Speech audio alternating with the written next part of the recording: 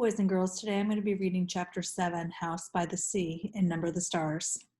Oh, Anne-Marie, Ellen said with awe in her voice, it is beautiful. Anne-Marie looked around and nodded her head in agreement. The house and the meadows that surrounded it were so much a part of her childhood, a part of her life that she didn't often look at them with fresh eyes, but now she did. Seeing Ellen's pleasure, and it was true, they were beautiful.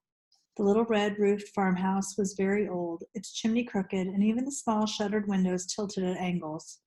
A bird's nest, wispy with straw, was half hidden in the corner where the roof met the wall above a bedroom window. Nearby, a gnarled tree was still speckled with a few apples now long past ripe. Mama and Kirsty had gone inside, but Anne-Marie and Ellen ran across the high-grassed meadow through the late wildflowers. From nowhere, a gray kitten appeared and ran beside them, pouncing here and there upon imagined mice, pausing to lick its paws, and then darting off again.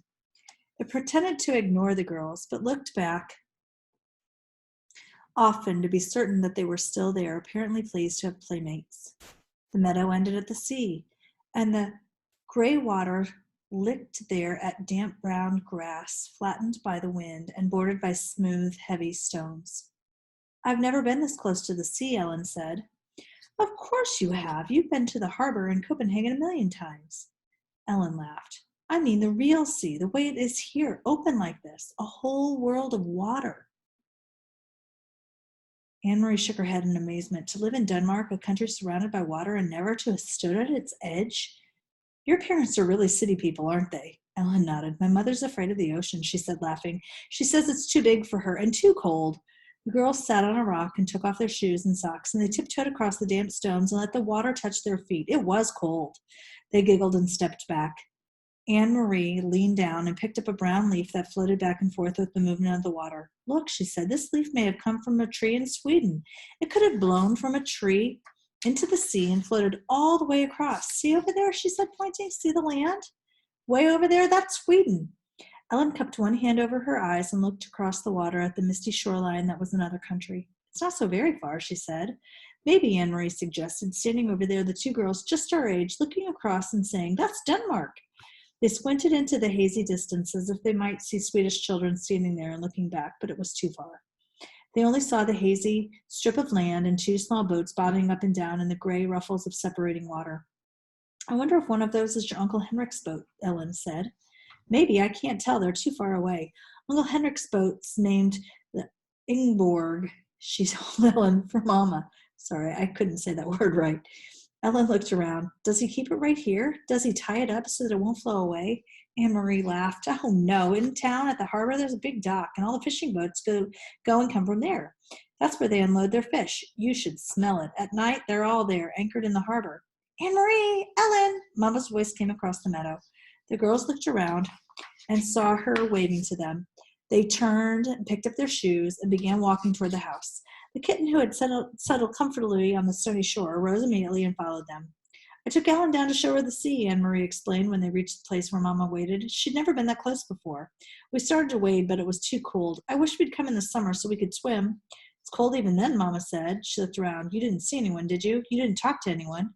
Anne-Marie shook her head. Just the kitten. Ellen picked it up, and it lay purring in her arms as she stroked its small head and talked to it softly.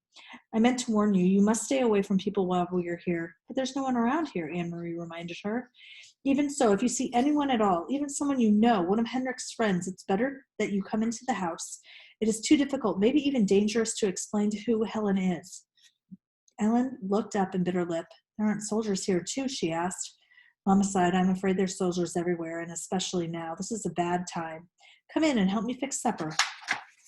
Henrik will be home soon. Watch the step there. It's loose. Do you know what I've done? I found enough apples for applesauce. Even though there is no sugar, the apples are sweet. Henrik will bring home some fish, and there'll be wood on the fire, so tonight we will be warm and well fed.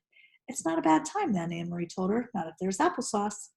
Ellen kissed the kitten's head and let it leap from her arms to the ground. It darted away and disappeared into the tall grass. They followed Mama into the house. That night, the girls dressed for bed in the small upstairs bedroom they were sharing, the same bedroom that had been Mama's when she was a little girl. Across the hall, Kirsty was already asleep in the wide bed that had once belonged to Anne-Marie's grandparents. Ellen touched her neck after she had put on Anne-Marie's flower-sprigged nightgown, which Mama had packed. Where's my necklace, she said. What did you do with it? I hid it in a safe place, a very secret place where no one will be able to find it, and I will keep it for you until it's safe for you to wear again." Ellen nodded. "Papa gave it to me when I was very small," she explained. She sat down on the edge of the old bed and ran her fingers along the handmade quilt that covered it.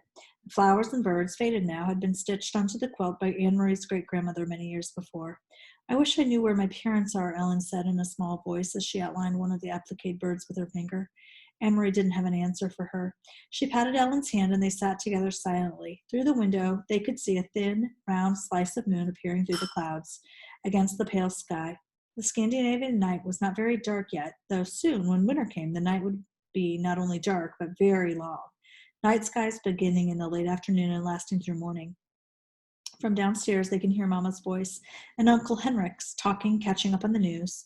Mama missed her brother. When she hadn't seen him for a while, Anne Marie knew. They were very close. Mama always teased him gently for not marrying. She asked him, laughing, when they were together, whether he had found a good wife yet, one who would keep his house tidier.